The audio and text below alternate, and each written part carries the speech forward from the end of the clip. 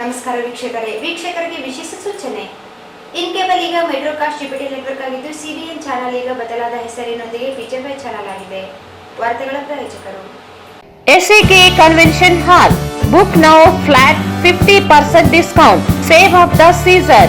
With luxury rooms, faculty, fully centralized AC halls, wide parking areas facilities. Visit SAK Convention Hall, Shekhar Nagar, IV Road, Raichur. Bharat furnitures ರಾಯಚೂರಿನಲ್ಲಿ ಮೊಟ್ಟ ಮೊದಲ ಬಾರಿಗೆ 3 ಮಳಿಗೆ ಒಳಗೊಂಡ ಬೃಹತ್ ಆಕಾರದ furniture showroom. CPS complex opposite Shiva Mandir, Patel Road, Raichur. Raichur's biggest jewel palace. All types of jewelries available in only KTB Jewel Palace. Visit KTB Jewel Palace, Udayanagar, Station Road, Raichur. Sri Raghavendra Ghee, Sri Raghavendra Tuppa,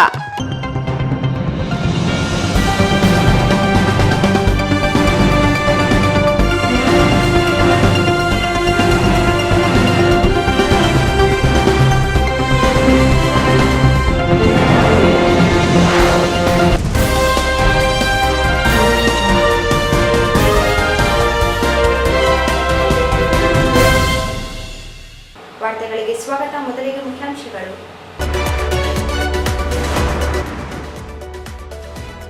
Gautama ಬುದ್ಧರ ಚಿಂತನೆಗಳು, ವೈಚಾರಿಕತೆಗಳ ಬಗ್ಗೆ ಪ್ರತಿಯೊಬ್ಬರೂ ತಿಳಿದುಕೊಳ್ಳಲಿ. ಅಪ್ಪಗೇರಿ.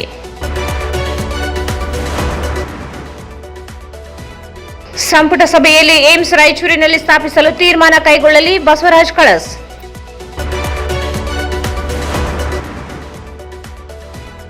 ಭಾರತೀಯ ಸೇನೆ ನಾಗರಿಕರ ರಕ್ಷಣೆಗಾಗಿ ಮಂತ್ರಾಲಯ ಮಠದಲ್ಲಿ ವಿಶೇಷ ಹೋಮ.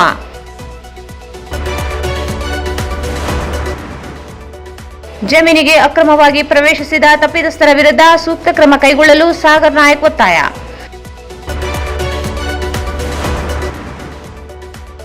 ಹರಿಜನವಾಡದ ಶ್ರೀ ಮಹಾಮಾತೆ ಕಂಚು ಮಾರಮ್ಮ ದೇವಿ ಜಾತ್ರಾ ಮಹೋತ್ಸವ ಸಮಿತಿ ವಿಸರ್ಜನೆ.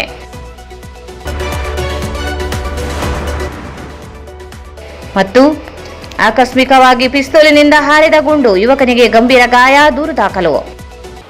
ವಾರ್ತೆಗಳ ವಿವರ. ಗೌತಮ ಬುದ್ಧ ಜೀವನದ ಮೌಲ್ಯಗಳು, ಚಿಂತನೆಗಳು ಹಾಗೂ ವೈಚಾರಿಕತೆಗಳು ಇಡೀ ಜಗತ್ತಿಗೆ ಮಾತ್ರವಲ್ಲ, ಪ್ರತಿಯೊಬ್ಬರೂ ಅಧ್ಯಯನ ಮಾಡಬೇಕೆಂದು ಅಪ್ಪಿಗೇರಿ ಸೋಮಶೇಖರ್ ಹೇಳಿದರು. ಗೌತಮ ಬುದ್ಧರ ಜೀವನದ ಮೌಲ್ಯಗಳು, ಚಿಂತನೆಗಳು ಹಾಗೂ ವೈಚಾರಿಕತೆಗಳು ಇಡೀ ಜಗತ್ತಿಗೆ ಮಾತ್ರವಲ್ಲ, ಪ್ರತಿಯೊಬ್ಬರೂ ಅಧ್ಯಯನ ಮಾಡಬೇಕಿದೆ ಎಂದು ಅಪ್ಪಗೇರಿ ಸೋಮಶೇಖರ್ ಹೇಳಿದರು. ನಗರದ ಪಂಡಿತ್ ಸಿದ್ದರಾಮ ಜಮ್ಮಲ್ದಿನ್ನಿ ರಂಗಮಂದಿರದಲ್ಲಿ ಜಿಲ್ಲಾಡಳಿತ, ಜಿಲ್ಲಾ ಪಂಚಾಯತ್, ಮಹಾನಗರ ಪಾಲಿಕೆ, ಕನ್ನಡ ಮತ್ತು ಸಂಸ್ಕೃತಿ ಇಲಾಖೆ ಸಂಯುಕ್ತ ಆಶ್ರಯದಲ್ಲಿ ಹಮ್ಮಿಕೊಂಡ ಭಗವಾನ್ ಬುದ್ಧ ಜಯಂತಿ ಕಾರ್ಯಕ್ರಮದಲ್ಲಿ ಉಪನ್ಯಾಸಕರಾಗಿ ಮಾತನಾಡಿದರು. ಸರ್ಕಾರ ಮೊದಲ ಬಾರಿಗೆ ಗೌತಮ ಬುದ್ಧರ ಜಯಂತಿಯನ್ನು ಆಚರಣೆ ಮಾಡುತ್ತಿದೆ. ಗೌತಮ ಬುದ್ಧರ ಇತಿಹಾಸವನ್ನು ಮೆಲುಕು ಹಾಕಿದಾಗ ಅವರ ಬಗ್ಗೆ ಸಾಕಷ್ಟು ಚಿಂತನೆಗಳು ಹಾಗೂ ಅವರ ವಿರುದ್ಧವಾಗಿ ಕಟ್ಟುಕತೆಗಳನ್ನು ಕಟ್ಟಲಾಗಿದೆ. ಗೌತಮ ಬುದ್ಧ ಅಹಿಂಸೆಯನ್ನು ಪ್ರತಿಪಾದಿಸಿದರು. ಗೌತಮ ಬುದ್ಧರ ಚಿಂತನೆಗಳು, ಪ್ರೇರಣೆಗಳು ಅರ್ಥೈಸಿಕೊಳ್ಳಬೇಕಾಗಿದೆ. ಇಡೀ ಜಗತ್ತು ಕಂಡ ತತ್ವಜ್ಞಾನಿಗಳಲ್ಲಿ ಗೌತಮ ಬುದ್ಧ ಬಹಳ ಪ್ರಮುಖರಾಗಿದ್ದಾರೆ ಎಂದರು. ತಾತ್ವಿಕತೆ, ವೈಚಾರಿಕತೆ, ಚಿಂತನೆಗಳನ್ನು ಇಡೀ ಜಗತ್ತಿಗೆ ಸಾರಿದ್ದರು. ಅವರ ಚಿಂತನೆಗಳು ಎಲ್ಲ ಕಾಲಕ್ಕೂ ಅನ್ವಯಿಸುವ ತತ್ವಗಳಾಗಿವೆ. ಜೈನ್ ಮತ್ತು ಬೌದ್ಧ ಧರ್ಮ ಅಹಿಂಸೆಯನ್ನು ಪ್ರತಿಪಾದಿಸಿದರು. ಬುದ್ಧ ಮತ್ತು ಮಹಾವೀರ ಸಮಕಾಲೀನರು, ಆದರೆ ಜೈನ ಧರ್ಮ ದೇಶದಲ್ಲಿಯೇ ಉಳಿದುಕೊಳ್ಳುತ್ತದೆ. ಬೌದ್ಧ ಧರ್ಮ ದೇಶದಿಂದ ಹೊರಹಾಕಲ್ಪಡುತ್ತದೆ. ಬೌದ್ಧ ಧರ್ಮ ಚಿಂತನೆಗಳ್ಯಾವುವು ಎಂದು ನಾವು ಗ್ರಹಿಸಿಕೊಂಡಾಗ ಮಾತ್ರ ಬುದ್ಧನ ಚಿಂತನೆಗಳು ಅರ್ಥವಾಗಲು ಸಾಧ್ಯವಾಗುತ್ತದೆ ಎಂದು ತಿಳಿಸಿದರು. ದೇಶದಲ್ಲಿ ಸಮಾನತೆ, ಅಸಮಾನತೆ ಇದೆ. ಜಾತಿವಾದಿ ಮತ್ತು ಜಾತ್ಯತೀತವಿದೆ. ಮೌಢ್ಯ, ಕಂದಾಚಾರಗಳು ಮತ್ತು ವೈಚಾರಿಕತೆಗಳು ಭಾರತದಲ್ಲಿ ಇದೆ. ಭಾರತ ಬಹು ಸಾಂಸ್ಕೃತಿಕ, ಬಹುಜಾತಿ ಜನಾಂಗೀಯ ಸಮುದಾಯಗಳನ್ನು ಒಳಗೊಂಡ ದೇಶವಾಗಿದೆ ಎಂದರು. ಗೌತಮ ಬುದ್ಧರು ಇಡೀ ಭೂಮಿಯಲ್ಲಿ ಸ್ವರ್ಗ ನರಕಗಳು ಇಲ್ಲ, ಪುನರ್ಜನ್ಮವಿಲ್ಲ ಎಂದು ಹೇಳಿದವರು. ಸಮಾಜದಲ್ಲಿ ಮಹಿಳೆಯರನ್ನು ಸಮಾನತೆಯಿಂದ ಕಾಣಬೇಕು ಎಂದು ಪ್ರತಿಪಾದಿಸಿದರು.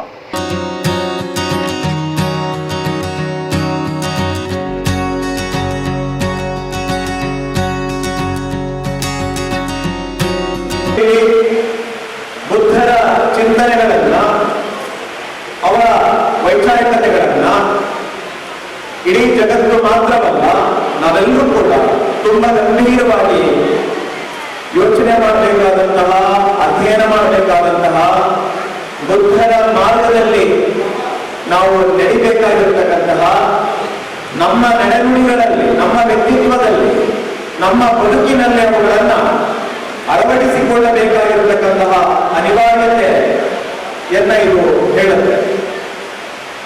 ಬಹಳ ಸ್ಪಷ್ಟವಾಗಿ ನಾವು ಅರ್ಥ ಮಾಡಿಕೊಳ್ಬೇಕಾಗಿರತಕ್ಕಂತಹ ಒಂದು ಮಾತು ಏನು ಅಂದ್ರೆ, ಬುದ್ಧರನ್ನ ಮರೆತ ಭಾರತಕ್ಕಾಗಲಿ ಭಾರತೀಯರಿಗಾಗಲಿ ಭವಿಷ್ಯವಿಲ್ಲ ಅನ್ನುವಂತಹದನ್ನ ನಾವೆಲ್ಲರೂ ಅರ್ಥ ಮಾಡ್ಕೊಳ್ಬೇಕಾಗಿದೆ. ಭಾರತೀಯರು ಬೌದ್ಧರಾಗದೆ ಅವರಿಗೆ ಭವಿಷ್ಯನೂ ಇಲ್ಲ. ಹಾಗೇನೆ ಭಾರತದಲ್ಲಿರುವಂತಹ ಅಸ್ಪೃಶ್ಯರು, ಆದಿವಾಸಿ, ಬುಡಕಟ್ಟು, ಅಲೆಮಾರಿ ಸಮುದಾಯಗಳು ಅಥವಾ ಹಿಂದುಳಿದ ವರ್ಗವನ್ನು ನೋಡುವಂತ ಹಾಗೆ ಇವರೆಲ್ಲರೂ ಸಾಮಾಜಿಕ ಅವಮಾನಗಳಿಂದ, ಜಾತೀಯತೆಯ ಸ್ಪೃಶ್ಯತೆಯ ಕಳಂಕದಿಂದ ಬಿಡುಗಡೆಗೊಳ್ಳಬೇಕಾದರೆ ಬಾಬಾ ಸಾಹೇಬ್ ಅಂಬೇಡ್ಕರ್ ಅವರು ತೋರಿದ ಹಾಗೆ ನಾವೆಲ್ಲ ಬೌದ್ಧರಾಗಬೇಕಾಗಿದೆ. ಬುದ್ಧ ಮಾರ್ಗದಲ್ಲಿ ನಾವೆಲ್ಲ ನಡೆಯಬೇಕಾಗಿದೆ, ಬದುಕಬೇಕಾಗಿದೆ. ಆ ಮೂಲಕ ಪ್ರಬುದ್ಧ ಭಾರತವನ್ನ ನಿರ್ಮಿಸುವ ಹೊಣೆಗಾರಿಕೆ ನಮ್ಮೆಲ್ಲರ ಮೇಲಿದೆ ಅನ್ನುವಂಥದ್ದನ್ನ ನಾವು ಗಂಭೀರವಾಗಿ ಆಲೋಚಿಸಬೇಕಾಗಿದೆ ಅಂತ ಅನ್ಸುತ್ತೆ. ತಹಸೀಲ್ದಾರ್ ಸುರೇಶ್ ವರ್ಮಾ ಮಾತನಾಡಿ, ಗೌತಮ ಬುದ್ಧರ ಸಂದೇಶ ಉಪದೇಶಗಳನ್ನು ಅರ್ಥ ಮಾಡಿಕೊಳ್ಳಬೇಕು. ಅನೇಕ ಧರ್ಮಗಳು ಅವುಗಳ ವೈಜ್ಞಾನಿಕ ತಳಹದಿಯ ಮೇಲಿದೆ.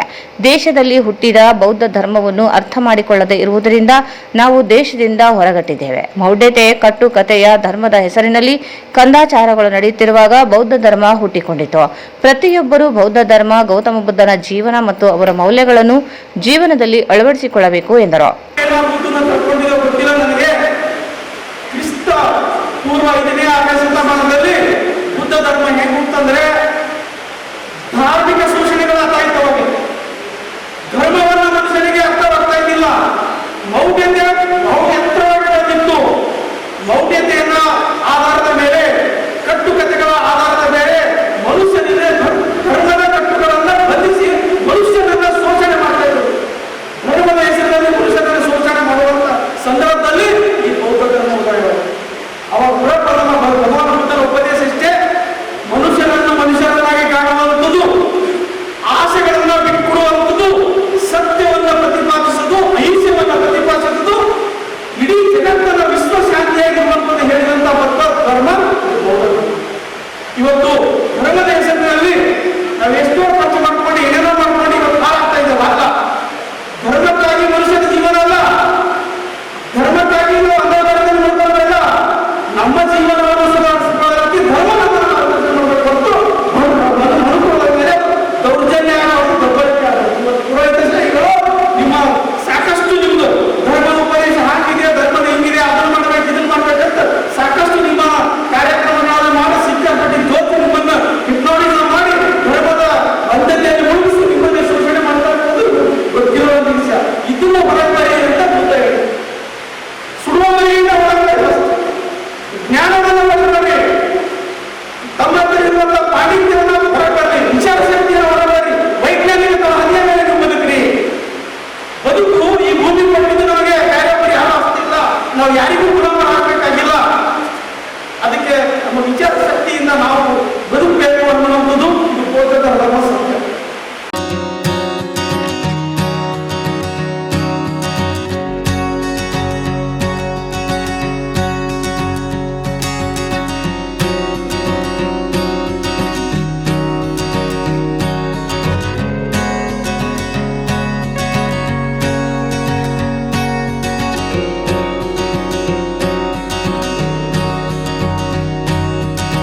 ಈ ಸಂದರ್ಭದಲ್ಲಿ ಮಹಾನಗರ ಪಾಲಿಕೆ ಅಧ್ಯಕ್ಷೆ ನರಸಮ್ಮ ನರಸಿಂಹ ಮಾಡಗಿರಿ, ಮುಖಂಡರುಗಳಾದ ಆರ್ ರವಿಕುಮಾರ್, ಜಗನ್ನಾಥ್ ಸುಂಕಾರಿ, ಕೃಷಿ ವಿಶ್ವವಿದ್ಯಾಲಯ ಆಡಳಿತ ಮಂಡಳಿ ಸದಸ್ಯ ಮಲ್ಲೇಶ್ ಕೊಲಮಿ, ರವೀಂದ್ರ ಪಟ್ಟಿ, ತಿಮ್ಮಾರೆಡ್ಡಿ, ಕೆಇ ಕುಮಾರ್, ಶರಣಪ್ಪ, ಆಂಜನೇಯ ಕೊಂಬಿನ್ ಸೇರಿದಂತೆ ಅನೇಕರಿದ್ದರು. ರಾಯಚೂರಿನಲ್ಲಿ ಏಮ್ಸ್ ಸ್ಥಾಪನೆ ಮಾಡಬೇಕೆಂದು ಒತ್ತಾಯಿಸಿ ಸತತ 3 ವರ್ಷಗಳ ಕಾಲ ನಿರಂತರವಾಗಿ ಹೋರಾಟ ಮಾಡುತ್ತಿದ್ದು, ಮೇ 13ರಂದು ಏಮ್ಸ್ ಹೋರಾಟ 4ನೇ ವರ್ಷಕ್ಕೆ ಕಾಲಿಡುತ್ತಿದ್ದು, ರಾಜ್ಯ ಸರ್ಕಾರ ಕೂಡಲೇ ಸರ್ವ ಪಕ್ಷಗಳ ನಿಯೋಗದೊಂದಿಗೆ ದೆಹಲಿಗೆ ತೆರಳಿ ಏಮ್ಸ್ ಮಂಜೂರು ಮಾಡಿಸಲು ಮುಂದಾಗಬೇಕೆಂದು ಏಮ್ಸ್ ಹೋರಾಟ ಸಮಿತಿಯ ಪ್ರಧಾನ ಸಂಚಾಲಕ ಬಸವರಾಜ್ ಕಳಸ್ ಹೇಳಿದರು. ರಾಯಚೂರಿನಲ್ಲಿ ಏಮ್ಸ್ ಸ್ಥಾಪನೆ ಮಾಡಬೇಕೆಂದು ಒತ್ತಾಯಿಸಿ ಸತತ 3 ವರ್ಷಗಳ ಕಾಲ ನಿರಂತರವಾಗಿ ಹೋರಾಟ ಮಾಡುತ್ತಿದ್ದು, ಮೇ 13ರಂದು ಏಮ್ಸ್ ಹೋರಾಟ 4ನೇ ವರ್ಷಕ್ಕೆ ಕಾಲಿಡುತ್ತಿದ್ದು, ರಾಜ್ಯ ಸರ್ಕಾರ ಕೂಡಲೇ ಸರ್ವ ಪಕ್ಷಗಳ ನಿಯೋಗದೊಂದಿಗೆ ದೆಹಲಿಗೆ ತೆರಳಿ ಏಮ್ಸ್ ಮಂಜೂರು ಪಡಿಸಲು ಮುಂದಾಗಬೇಕು ಎಂದು ಏಮ್ಸ್ ಹೋರಾಟ ಸಮಿತಿಯ ಪ್ರಧಾನ ಸಂಚಾಲಕ ಬಸವರಾಜ್ ಕಳಸ್ ಹೇಳಿದರು. ಅವರು ಇಂದು ಮಾಧ್ಯಮಗೋಷ್ಠಿಯನ್ನು ಉದ್ದೇಶಿಸಿ ಮಾತನಾಡಿ 2022ರ ಮೇ 13ರಂದು ಏಮ್ಸ್ ಹೋರಾಟ ಸಮಿತಿಯಿಂದ ಹೋರಾಟ ಪ್ರಾರಂಭವಾಗಿದ್ದು ಮುಂಬರುವ ಮೇ 13ರಂದು 4ನೇ ವರ್ಷಕ್ಕೆ ಮುಂದುವರಿಯುತ್ತಿದೆ. ಆದರೆ ಕೇಂದ್ರ ಮಟ್ಟದಲ್ಲಿ ಯಾವುದೇ ಬೆಳವಣಿಗೆ ಕಾಣುತ್ತಿಲ್ಲ ಎಂದರು. ಏಮ್ಸ್ ಹೋರಾಟ ಸಮಿತಿಯಿಂದ ನಿರಂತರವಾಗಿ ಕಲ್ಯಾಣ ಕರ್ನಾಟಕ ಭಾಗ ಸೇರಿದಂತೆ ರಾಜ್ಯದ ಹಲವು ಜಿಲ್ಲೆಗಳಲ್ಲಿ ರಾಯಚೂರಿನಲ್ಲಿಯೇ ಏಮ್ಸ್ ಸ್ಥಾಪನೆ ಮಾಡಬೇಕೆಂಬ ಒತ್ತಾಯದೊಂದಿಗೆ ಶಿಸ್ತುಬದ್ಧವಾಗಿ ಹಾಗೂ ಕಾನೂನು ನಿಯಮಗಳನ್ನು ಪಾಲಿಸುತ್ತಾ ಸಾಕಷ್ಟು ಪ್ರತಿಭಟನೆಗಳನ್ನು ಕೈಗೊಳ್ಳಲಾಗಿದೆ ಎಂದು ತಿಳಿಸಿದರು. ಮುಖ್ಯಮಂತ್ರಿ ಸಿದ್ದರಾಮಯ್ಯ ಅವರು ಏಮ್ಸ್ಗಾಗಿ ಕೇಂದ್ರಕ್ಕೆ ಪತ್ರ ಬರೆದಿದ್ದು ಬಿಟ್ಟರೆ ಸರ್ಕಾರದ ಮಟ್ಟದಲ್ಲಿ ಯಾವುದೇ ಕೆಲಸಗಳು ಆಗಿಲ್ಲ. ಕೂಡಲೇ ರಾಜ್ಯ ಸರ್ಕಾರ ಸಂಪುಟ ಸಭೆಯಲ್ಲಿ ರಾಯಚೂರಿನಲ್ಲಿಯೇ ಏಮ್ಸ್ ಸ್ಥಾಪನೆಯಾಗಬೇಕೆಂಬ ನಿರ್ಧಾರವನ್ನು ಕೈಗೊಂಡು ದೆಹಲಿಗೆ ಸರ್ವಪಕ್ಷಗಳ ನಿಯೋಗ ತೆರಳಬೇಕು ಎಂದು ಆಗ್ರಹಿಸಿದರು. ರಾಯಚೂರಿಗೆ ಏಮ್ಸ್ ಮಂಜೂರು ಮಾಡುವುದು ಬಿಜೆಪಿ ಪಕ್ಷದ ಜವಾಬ್ದಾರಿಯೂ ಆಗಿದೆ. ಆದರೆ ಕಾಂಗ್ರೆಸ್ ಹಾಗೂ ಬಿಜೆಪಿ ಶಾಸಕರುಗಳು ಶಕ್ತಿ ಬುದ್ಧಿ ಎಂಬ ಮಾತುಗಳನ್ನಾಡುತ್ತಾ ವೈಯಕ್ತಿಕವಾಗಿ ಆರೋಪ ಪ್ರತ್ಯಾರೋಪಗಳನ್ನು ಮಾಡುತ್ತಿದ್ದಾರೆ. ಅವರ ಸವಾಲು ಜವಾಬು ನಮಗೆ ಬೇಡ. ರಾಯಚೂರಿನಲ್ಲಿ ಏಮ್ಸ್ ಮಂಜೂರು ಮಾಡಿಸಬೇಕು ಎಂದು ತಿಳಿಸಿದರು.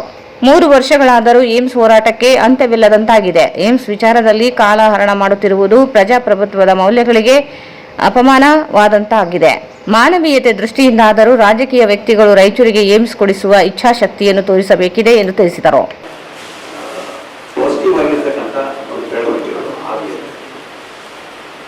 ಆದರೂ ಕೂಡ ನಾವು ದಿಲ್ಲಿಗೆ ಸುಮಾರು ಈ 3 ವರ್ಷದ ಅವಧಿಯಲ್ಲಿ 5 ಸಲ ನಾವು ದಿಲ್ಲಿಗೆ ಭೇಟಿ ಕೊಟ್ಟಿದ್ದೀವಿ. ಮೊನ್ನೆ ನಾವು ಹೋದಾಗ ತಮ್ಮ ಮುಂದೆ ಅದರ ಬಗ್ಗೆ ವಿವರವಾಗಿ ಹೇಳಿದ್ದೀನಿ. ಸುಮಾರು ಎಲ್ಲ ಸಂಸದರನ್ನ, ರಾಜ್ಯಸಭಾ ಸದಸ್ಯರನ್ನ ಎಲ್ಲರನ್ನು ಭೇಟಿಯಾದಾಗ ಒಂದು ರೀತಿಯಿಂದ ಎಲ್ಲರ ಅಭಿಪ್ರಾಯವನ್ನು ಕ್ರೋಢೀಕರಣಕ್ಕೆ ಸಾಧ್ಯತೆ ಆಗಿರ್ತಕ್ಕಂಥದ್ದು, ಅದರಲ್ಲಿ ನಾವು ಯಶಸ್ವಿಯಾಗಿರ್ತದೆ ದಿಲ್ಲಿ ಬಟ್ ಈಗ ಆಗಬೇಕಾಗಿರ್ತಕ್ಕಂಥದ್ದು ಕೇಂದ್ರ ಸರ್ಕಾರ ಒಂದು ಅಧಿಸೂಚನೆ ಪ್ರಕಟಣೆ ಮಾಡಬೇಕು. ಅದಾಗ್ತದೆ. ಇಲ್ಲಿ ನಾವು ಭಾಳ ವಿವರವಾಗಿ ಹೇಳಕ್ಕೆ ಹೋಗೋದಿಲ್ಲ.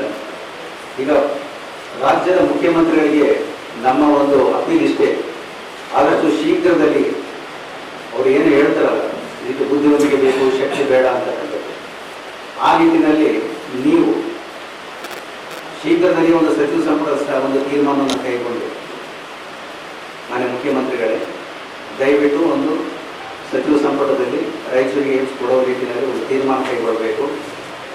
ಮತ್ತು ಮುಖ್ಯಮಂತ್ರಿಗಳು ತಾವೇ ನೇತೃತ್ವ ವಹಿಸಿಕೊಂಡು ಸರ್ವ ಪಕ್ಷಗಳ ನಿಯೋಗವನ್ನು ಆದಷ್ಟು ಶೀಘ್ರದಲ್ಲಿಯೇ ಪ್ರಧಾನಮಂತ್ರಿಯವರಲ್ಲಿ ಹೋಗಬೇಕು. ಒಂದೇ ಒಂದು ಪ್ರಮುಖವಾದ ಬೇಡಿಕೆ, ರಾಯಚೂರಿಗೆ ಏಮ್ಸ್ ಅನ್ನು ಮಂಜೂರು ಮಾಡ್ರಿ ಅಂತಕ್ಕಂಥ ಒಂದು ಪ್ರಮುಖ ಒಂದೇ ಒಂದು ಬೇಡಿಕೆ ಇಟ್ಕೊಂಡು ನೀವು ಹೋಗ್ಬೇಕು. ಇದರಲ್ಲಿ ಈ ನಿಯೋಗದಲ್ಲಿ ನಮ್ಮ ರಾಜ್ಯದಿಂದ ಪ್ರತಿಸ್ತಕ್ಕಂಥ ಎಲ್ಲ 5 ಕೇಂದ್ರ ಸಚಿವರನ್ನ ಒಳಗೊಂಡ ನಿಯೋಗ ಆಗಬೇಕು. ಯಾಕಂದ್ರೆ ಇದರಲ್ಲಿ ಯಾರೂ ಬೆಳಕಲಿಲ್ಲ. ಪ್ರಹ್ಲಾದ್ ಜೋಶಿ ಅವರು, ಶೋಭಾ ಕರಂದ್ಲಾಜೆ ಅವರು, ಸೋಮಣ್ಣನವರು, ಕುಮಾರಸ್ವಾಮಿ ಅವರು ಮತ್ತು ನಿರ್ಮಲಾ ಸೀತಾರಾಮನ್ ಅವರು ಎಲ್ಲರನ್ನ ಒಳಗೊಂಡ ಸರ್ವ ಪಕ್ಷಗಳ ನಿಯೋಗವನ್ನು ನೀವು ಆದಷ್ಟು ಶೀಘ್ರದಲ್ಲಿಯೇ ತಗೊಂಡು ಹೋಗಬೇಕು. ಇದು ನೇರವಾಗಿ ನಾನು ಮುಖ್ಯಮಂತ್ರಿಗಳಿಗೆ ಒಂದು ವಿನಂತಿಯನ್ನು ನಾನು ಮಾಡ್ತೇನೆ. ಇಲ್ಲಿ ಎರಡನೇದಾಗಿರ್ತಕ್ಕಂಥದ್ದು, ಇಲ್ಲಿ ಭಾರತೀಯ ಜನತಾ ಪಕ್ಷದಲ್ಲೂ ಕೂಡ ಒಂದು ಜವಾಬ್ದಾರಿಯ ಕರ್ತವ್ಯ ಕೂಡ ಹೇಳಿಕೆಯಲ್ಲಿ ಸ್ಥಳೀಯ ಶಾಸಕರು, ರಾಯಚೂರು ನಗರ ಶಾಸಕರು ಡಾಕ್ಟರ್ ಶಿವರಾಜ್ ಪಾಟೀಲ್ ಅದೇ ಪಕ್ಷದ ಒಂದು ಅಧಿಕಾರ ಕೇಂದ್ರದಲ್ಲಿ ಇರೋದ್ರಿಂದ ಇವರು ನಮ್ಮ ವೇದಿಕೆಗೆ ಬಂದು ಬಹಳ ಜೋರಾಗಿ ಅವರು ಮಾತಾಡಿ ಹೋಗಿದ್ದಾರೆ. ನಾವು ಆದಷ್ಟು ಶೀಘ್ರದಲ್ಲಿಯೇ ಒಂದು ನಿಯೋಗ ತಗೊಂಡು ಹೋಗ್ತೀವಿ ಅಂತೇಳಿ ನಮ್ಮ 1000 ದಿನದ ಹೋರಾಟಕ್ಕೆ ಬಂದಾಗ ಅವರು ಘೋಷಣೆ ಮಾಡಿದ್ರು. 1000 ದಿನ ಹೋಗಿ 1100ನೇ ದಿನ ಬಂತು. ಅವರು ಏನು ನಿಯೋಗ ತೆಗೆದುಕೊಂಡು ಹೋಗೋದ್ರ ಬಗ್ಗೆ ಚಕಾರನೇ ಮಾತಾಡ್ತಾ ಇದ್ರು. ಆದಷ್ಟು ನಿಮ್ಮದು ಕೂಡ ಜವಾಬ್ದಾರಿ ಇದೆ. ನೀವು ನಿಮ್ಮ ರಾಜ್ಯ ಸಮಿತಿಯನ್ನು ಅದನ್ನು ಕನ್ವಿನ್ಸ್ ಮಾಡಿ ನೀವು ಕೂಡ ನಿಮ್ಮ ನೇತೃತ್ವದಲ್ಲಿ ಒಂದು ನಿಯೋಗವನ್ನು ಕೇಂದ್ರ ಸರ್ಕಾರಕ್ಕೆ ತಗೊಂಡು ಹೋಗಬೇಕು. ಹೀಗಾಗಿ ಇಲ್ಲಿ ಪಕ್ಷಾತೀತವಾಗಿ ಎಲ್ಲ ಪಕ್ಷಗಳು, JDS, ಕಾಂಗ್ರೆಸ್, BJP ಎಲ್ಲರೂ ದಯವಿಟ್ಟು ನಮ್ಮ ಸುದೀರ್ಘ ಹೋರಾಟದ ಮೇಲೆ ಒಂದು ಮಾನವೀಯತೆಯ ದೃಷ್ಟಿಯಿಂದಾದರೂ ಕೂಡ ನೀವು ನಮ್ಮನ್ನು ಪರಿಗಣಿಸಿ. ಹೋರಾಟ ಮಾಡು ಅಂದರೆ ಎಷ್ಟಂತ ಮಾಡಬೇಕು ನಾವು ಹೋರಾಟ, ಎಲ್ಲಿವರೆಗೆ ಮಾಡಬೇಕು, ಇದಕ್ಕೆ ಒಂದು ಅಂತ್ಯ, ಒಂದು ತಾರ್ಕಿಕವಾಗಿರ್ತಕ್ಕಂಥ ಒಂದು ಲಾಜಿಕ್ ಆಗಿರ್ತಕ್ಕಂಥ ಒಂದು ಎಂಡ್ ಅನ್ನೋದು ಬೇಕಲ್ಲ ನಮಗೆ. ಹೋರಾಟದ ಜೊತೆಗೆ ರಾಜಕೀಯ ಶಕ್ತಿ ಇಲ್ಲ ಅಂತಂದ್ರೆ ಈ ಹೋರಾಟಕ್ಕೆ ಯಾವುದೇ ಅರ್ಥ ಇಲ್ಲ, ಬೇಡಿಕೆ ಇಡಕ್ಕೆ ಸಾಧ್ಯನೇ ಇಲ್ಲ. ರಾಜಕೀಯ ಶಕ್ತಿ ಬೇಕು. ಅದಕ್ಕೋಸ್ಕರ ಎಲ್ಲಾ ಪಕ್ಷಗಳು ದಯವಿಟ್ಟು ಜಿಲ್ಲೆಯಲ್ಲಿರ್ತಕ್ಕಂಥ ಎಲ್ಲ ಸರ್ವ ಪಕ್ಷಗಳು ನೀವು ಒಂದಾಗಿ ದಯವಿಟ್ಟು ಈ ನಮ್ಮ ಸುದೀರ್ಘ ಹೋರಾಟಕ್ಕೆ ಒಂದು ಸ್ಪಂದನೆಯನ್ನಾದರೂ ಕೊಡೋದನ್ನು ಕಲಿಯಿರಿ ಮಕ್ಕಳು. ಸ್ಪಂದನೆ ಕೊಡ್ರಿ. ಸ್ಪಂದನೆಯಿಂದ ನೀವು ಕೇಂದ್ರ ಸರ್ಕಾರಕ್ಕೆ ನೀವು ಹೋಗಿ ದಯವಿಟ್ಟು ನೀವೆಲ್ಲರೂ ಒಗ್ಗಟ್ಟಾಗಿ ರಾಜಕೀಯ ಮಾತಾಡಬೇಡ್ರಿ. ಇವ್ರು ನೋಡಿದ್ರೆ ಇಲ್ಲಿ ಶಕ್ತಿ ಇದ್ರೆ ಇವ್ರು ಸವಾಲಾಗ್ತಾರೆ ಕಾಂಗ್ರೆಸ್ನವರು. ಅದಕ್ಕೆ ಬುದ್ಧಿ ಬೇಕಂತ ಅವರು ಸವಾಲಾಗ್ತಾರೆ. ಇಲ್ಲಿ ನಿಮ್ಮ ಸವಾಲು ಜವಾಬುಗಳು ನಮಗೆ ಬೇಕಾಗಿಲ್ಲ, ನಮಗೆ ಯಾವುದೂ ಬೇಕಾಗಿಲ್ಲ. ನಿಮ್ಮ ಸವಾಲುಗಳು ಜವಾಬುಗಳು ನಮಗೆ ಬೇಕಾಗಿಲ್ಲ, ಹೌದಾ? ಸುಮ್ಮನೆ ನಮ್ಮನ್ನ ನಡುವು ಮಾಡಿಕೊಂಡು ನಮ್ಮನ್ನ ಒಂದು ಟೂಲ್ ಆಗಿ ಯೂಸ್ ಮಾಡಿಕೊಂಡು ದಯವಿಟ್ಟು ಯಾವ ಪಕ್ಷಗಳು ಆರೋಪ ಪ್ರತ್ಯಾರೋಪ ಮಾಡೋದರಲ್ಲಿ ಕಾಲಹರಣ ಮಾಡಬೇಡ್ರಿ. ಆದಷ್ಟು ಶೀಘ್ರದಲ್ಲಿ ಇದು ನಿಮ್ಮ ಜವಾಬ್ದಾರಿ, ನಿಮ್ಮ ಆದ್ಯ ಕರ್ತವ್ಯ ತಿಳ್ಕೊಂಡು ನಮ್ಮ ಹೋರಾಟಕ್ಕೆ ಸ್ಪಂದನೆ ಮಾಡಿ. 3 ವರ್ಷ ಹೋರಾಟಕ್ಕೆ ಇದು 3 ವರ್ಷ ಹೋರಾಟ ಬೇಕಾ? ಈ ಪ್ರಜಾಸತ್ತೆಯಲ್ಲಿ, ಪ್ರಜಾಪ್ರಭುತ್ವ ವ್ಯವಸ್ಥೆಯಲ್ಲಿ ಇಷ್ಟು ಸುದೀರ್ಘವಾದ 3 ವರ್ಷ ಹೋರಾಟ ನಡೆದಂದ್ರೆ ಇದು ಪ್ರಜಾಪ್ರಭುತ್ವ ಮೌಲ್ಯಗಳಿಗೆ ದೊಡ್ಡ ಅಪಮಾನ. It's a great insult, it's a great threat to the democratic setup, it's a great threat to the democratic values.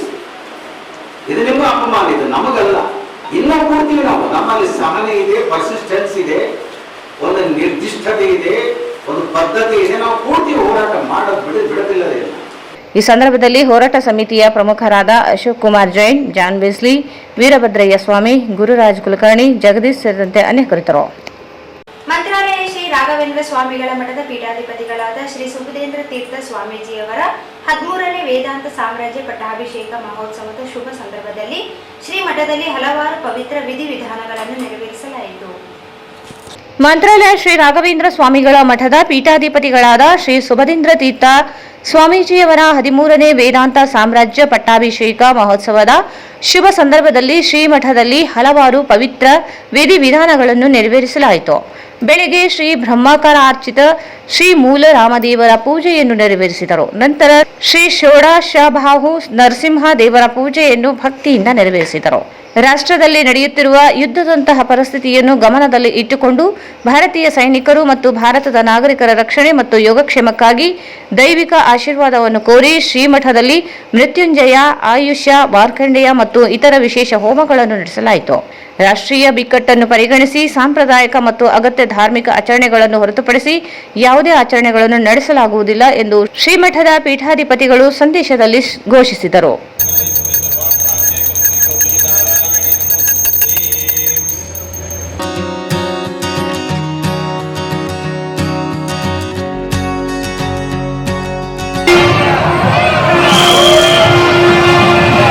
ಕಾರ್ಯಕ್ರಮದಲ್ಲಿ ಖ್ಯಾತ ಕನ್ನಡ ನಟ ಮತ್ತು ಪ್ರಜಾಕೀಯ ಪಕ್ಷದ ಅಧ್ಯಕ್ಷ ಉಪೇಂದ್ರ ಅವರ ಕುಟುಂಬ ಮತ್ತು ಹಿರಿಯ ಕನ್ನಡ ನಟಿ ತಾರಾ ಮತ್ತು ಅವರ ಕುಟುಂಬದವರು ಗೌರವ ಸಲ್ಲಿಸಿ ಭಕ್ತಿಯಿಂದ ಆಚರಣೆಗಳಲ್ಲಿ ಭಾಗವಹಿಸಿದರು. ಈಗ ಜಾಹೀರಾತು. ನಿಮ್ಮ ಯಾವುದೇ ಶುಭ ಕಾರ್ಯಕ್ರಮಗಳು ನಿಮ್ಮ ನೆನಪಿನಲ್ಲಿ ಉಳಿಯಬೇಕೇ? ಪ್ರಪ್ರಥಮ ಬಾರಿಗೆ ರಾಯಚೂರು ನಗರದಲ್ಲಿ ಅತ್ಯಂತ ವೈಭವವಾಗಿ ಆಚರಿಸಲು ವಿಶಾಲವಾದ ಕನ್ವೆನ್ಷನ್ ಹಾಲ್, ಅದು ACK convention hall. We decorate, you celebrate. ಸಂಪೂರ್ಣ ಏರ್ ಕಂಡೀಷನರ್ ಹಾಲ್ ಇದಾಗಿದ್ದು 600ರಿಂದ 800 ಆಸನಗಳನ್ನು ಹೊಂದಿದ್ದು ಪ್ರತ್ಯೇಕವಾದ ಡೈನಿಂಗ್ ಹಾಲ್ ಹೊಂದಿದೆ. ನಮ್ಮಲ್ಲಿ naming ceremony, engagement, marriage, reception, college seminars, corporate events, product launching, brand promotion, get together parties, ಇನ್ನು ಹಲವು ರೀತಿಯ ಫಂಕ್ಷನ್ಸ್ ಇಲ್ಲಿ ಮಾಡಬಹುದು.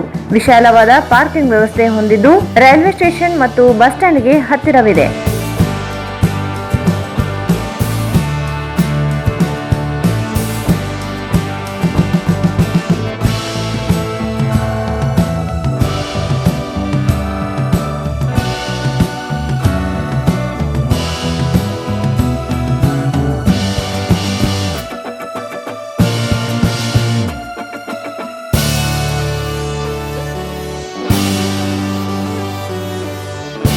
ಇಂದೇ ಭೇಟಿ ನೀಡಿ ACK convention hall, Shekhar Nagar, IB road, Raichur.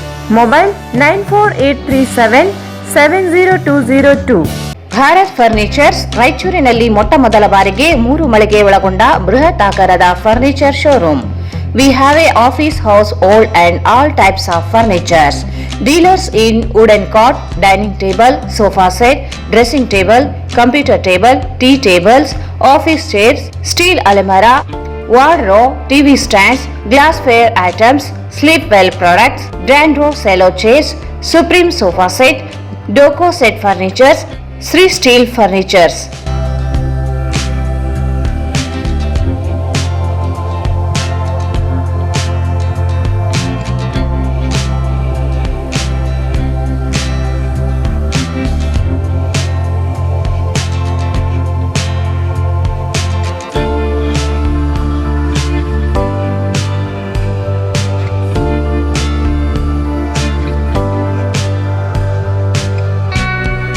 For more details, contact Bharat Furnitures, CPS Complex, opposite Shiva Mandir, Patel Road, Raichur.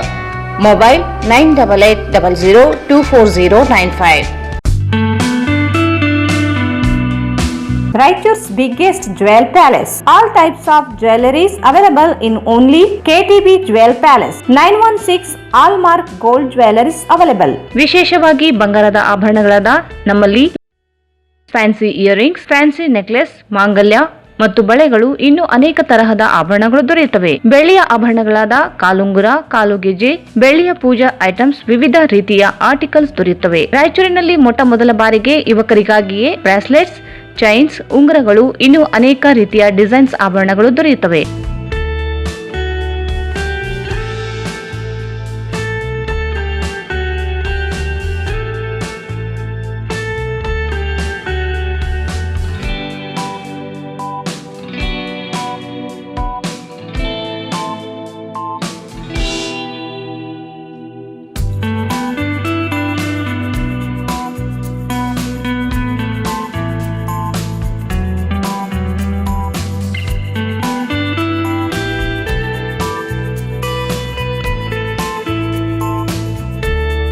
Visit KTB Jewel Palace, Udayanagar, Station Road, Raichur. Mobile 8123535300. Sri Raghavendra Tuppa, Sri Raghavendra Ghee, Sri Raghavendra Tuppa, Sri Raghavendra Ghee. ಮತ್ತೊಮ್ಮೆ ವಾರ್ತೆಗಳಿಗೆ ಸ್ವಾಗತ. ಜಿಲ್ಲೆಯ ದೇವದುರ್ಗ ತಾಲೂಕಿನ ಅರಕೇರ ಹೋಬಳಿಯ B Ganekal ಸೀಮಾದಲ್ಲಿನ 1.25 ಎಕರೆ ಜಮೀನಿನಲ್ಲಿ ಅಕ್ರಮ ಪ್ರವೇಶ ಮಾಡಿ tractor ಮೂಲಕ ಟ್ರಿಲ್ಲರ್ ಹೊಡೆದಿದ್ದು ಕೂಡಲೇ ತಪ್ಪಿತಸ್ಥರ ವಿರುದ್ಧ ಕಾನೂನು ಕ್ರಮ ಕೈಗೊಳ್ಳಬೇಕೆಂದು ಗಣೇಕಲ್ ಗ್ರಾಮದ ರೈತ ಸಾಗರ್ ನಾಯಕ್ ಒತ್ತಾಯಿಸಿದರು.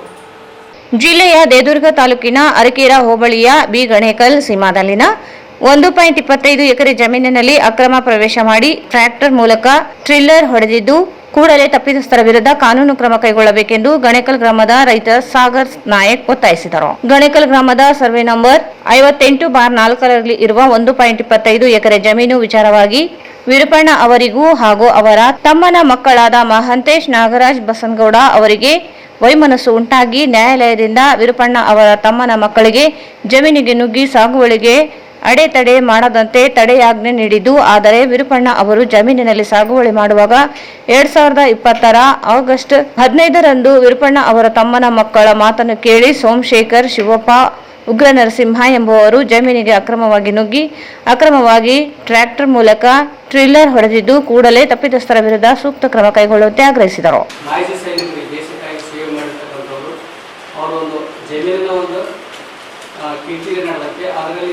ಕಂಪ್ಲೇಂಟ್ ಮಾಡಿದ್ದಾರೆ. 16/8/2024 ಕಂಪ್ಲೇಂಟ್ ಮಾಡಿದ್ದಾರೆ. ಜಾಲಹಳ್ಳಿ ಪೊಲೀಸ್ ಸ್ಟೇಷನ್ಗೆ ಚನ್ನಪ್ಪಗೌಡಲ್ಲಿ ವಿಕ್ರಮಗೌಡನವರು ಮಾಡಿದ್ದಾರೆ. ಇವತ್ತು ಆ ಕಂಪ್ಲೇಂಟ್ ಆಗಿ ಇವತ್ತು 9 ತಿಂಗಳಾಯಿತು. ಚಾರ್ಜ್ ಶೀಟ್ ಹಾಕಿಲ್ಲ ಪೊಲೀಸ್ ಸ್ಟೇಷನ್ಗೆ. ಒಬ್ಬ ಮಾಜಿ ಸೈನಿಕರು ಹೋಗಿ ಇವತ್ತು ಪೊಲೀಸ್ ಸ್ಟೇಷನ್ ಪದೇ ಹೋಗಿ ಕೇಳಿದ್ರು ಅದಕ್ಕೆ ಬೆಲೆ ಕೊಡ್ತಾ ಇಲ್ಲ ಅವರಿಗೆ. ಅದರ ಸಲುವಾಗಿ ನಾವು SP-ಗೆ ಬಂದು ಭೇಟಿಯಾಗಿದ್ವಿ. SP ಕೊಟ್ಟಿರ್ತಕ್ಕಂಥ ದಾಖಲಾತಿಗಳಿದ್ದಾವೆ. ಆಮೇಲೆ DSP ಭೇಟಿಯಾಗಿದ್ವಿ. DSP ಭೇಟಿಯಾಗಿ ಕೊಟ್ಟಿರ್ತಕ್ಕಂಥ ದಾಖಲಾತಿ ಸಹ ನಮ್ಮಲ್ಲಿ ರಿಸೀವ್ ಇದಾವೆ. ಆದರೆ ಇವತ್ತು ಅವರು ಬಂದು ನಮ್ಮನ್ನು ಕರ್ಕೊಂಡು ಹೋದ್ರು. ನಾನು ಹೋಗಿ ಅವ್ರ ಪರವಾಗಿ ಕೇಳಿದಕ್ಕೆ ನೀವು ಮೊದಲು ಹೊರಗೆ ನೀಡಿದ್ರೆ ನಮ್ಮ PSI-ನವರು ಆವಾಜ್ ಹಾಕಿದ್ರು. ಹಂಗಾಗಿ ಇವತ್ತು ನ್ಯಾಯ ಸಿಗಬೇಕು ಇವರಿಗೆ. ಈ ನ್ಯಾಯ ಸಲುವಾಗಿ ಇವತ್ತು ಮಾಧ್ಯಮದ ಮುಂದೆ ಬಂದಿದ್ದಾರೆ. ಅದಕ್ಕಾಗಿ ಇವತ್ತು ಒಬ್ಬ ದೇಶಕ್ಕಾಗಿ ಸೇವೆ ಮಾಡಿರ್ತಕ್ಕಂಥವ್ರಿಗೆ ಇವತ್ತು ಬೆಲೆ ಸಿಕ್ಬಿಟ್ಟಿಲ್ಲ ಅಂದ್ರೆ ಸಾಮಾನ್ಯ ಜನರ ಪರಿಸ್ಥಿತಿ ಯಾವ ಮಟ್ಟಕ್ಕೆ ಬರ್ತದೆ. ಇವತ್ತು ಅವರಿಗೆ ಅನ್ಯಾಯ ಆಗಿರ್ತಕ್ಕಂಥ ಸರಿಪಡಿಸ್ತಕ್ಕಂಥ ಸಾಮಾನ್ಯ ಜನರ ಪರಿಸ್ಥಿತಿ ಯಾರು ಬಗೆಹರಿಸ್ತಾರೆ ಅಂತಕ್ಕಂಥದ್ದು ನಮ್ಮ ಉದ್ದೇಶ ಆಗಿ ಈಗ ಬಂದಿರ್ತಕ್ಕಂಥದ್ದು. ನಾವು ಸೈನಿಕರಿಗೆ 3 ವರ್ಷದಿಂದ ಹೊಲ ನೀವು ಖರೀದಿ ಮಾಡಿದ್ರಿ. 60 ವರ್ಷದಿಂದ ಖರೀದಿ ಹೊಲ ಖರೀದಿ ಪತ್ರ ರಿಜಿಸ್ಟ್ರೇಷನ್ ಇದೆ, ಕಾಗದಪತ್ರ ಎಲ್ಲ ಇದೆ. 60 ವರ್ಷದಿಂದ ಯಾರಿಂದ ಕೊಂಡ್ಕೊಂಡು 60 ವರ್ಷದಿಂದ ವಾಲ್ಮೀಕಿ ಸಮಾಜದವರು ತಗೊಂಡಿದ್ವಿ. ಅವ್ರ ಹೆಸರು ಹನುಮಂತರಾಯ ಅಂತ ಹೇಳಿ. ಹನುಮಂತರಾಯ ಮತ್ತು ಬಸಯ್ಯ ಡೋಣಿ, ಹೂಗಿನ ಹನುಮಂತರಾಯ ಮತ್ತು ಬಸಯ್ಯ ಡೋಣಿ ತಗೊಂಡಿದ್ದಾರೆ. ಆಮೇಲೆ ಅವರು 2 ಹೊಡೆ ತಗೊಂಡಿದ್ವಿ. ಒಂದು 72 ಗುಂಟೆ ಒಂದು 1 ಎಕರೆ 25 ಗುಂಟೆ ಒಂದು.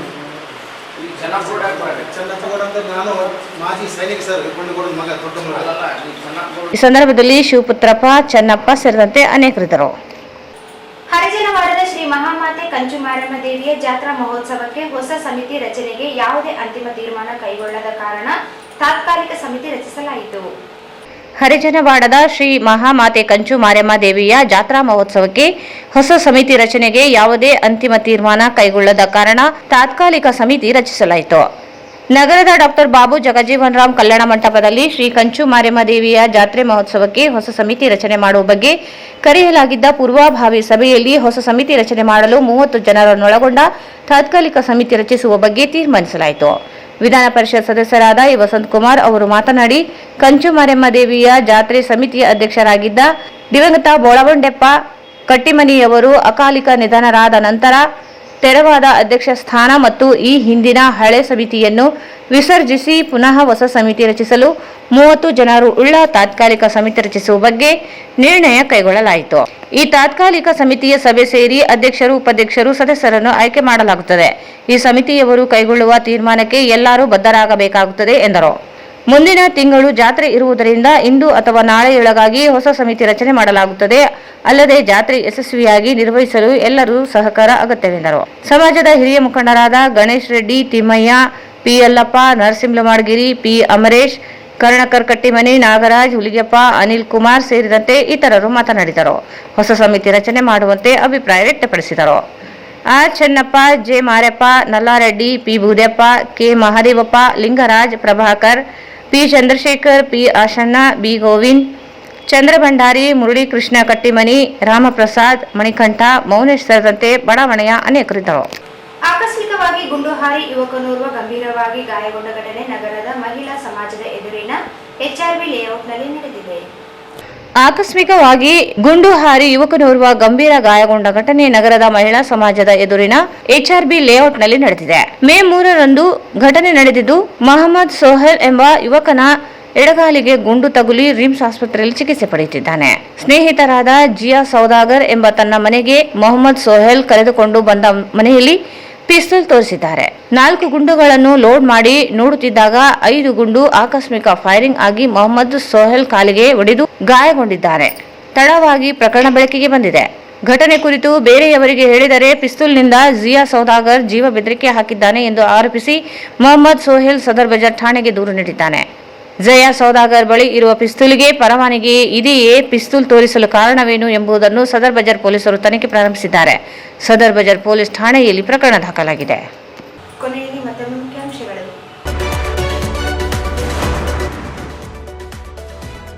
ಗೌತಮ ಬುದ್ಧರ ಚಿಂತನೆಗಳು, ವೈಚಾರಿಕತೆಗಳ ಬಗ್ಗೆ ಪ್ರತಿಯೊಬ್ಬರೂ ತಿಳಿದುಕೊಳ್ಳಲಿ. ಅಪ್ಪಗೇರಿ.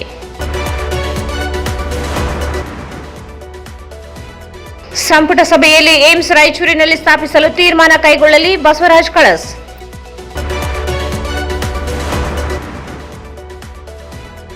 ಭಾರತೀಯ ಸೇನೆ ನಾಗರಿಕರ ರಕ್ಷಣೆಗಾಗಿ ಮಂತ್ರಾಲಯ ಮಠದಲ್ಲಿ ವಿಶೇಷ ಹೋಮ.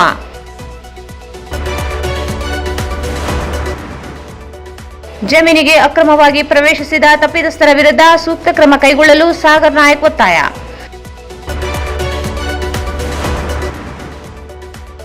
ಹರಿಜನವಾಡದ ಶ್ರೀ ಮಹಾಮಾತೆ ಕಂಚು ಮಾರಮ್ಮ ದೇವಿ ಜಾತ್ರಾ ಮಹೋತ್ಸವ ಸಮಿತಿ ವಿಸರ್ಜನೆ.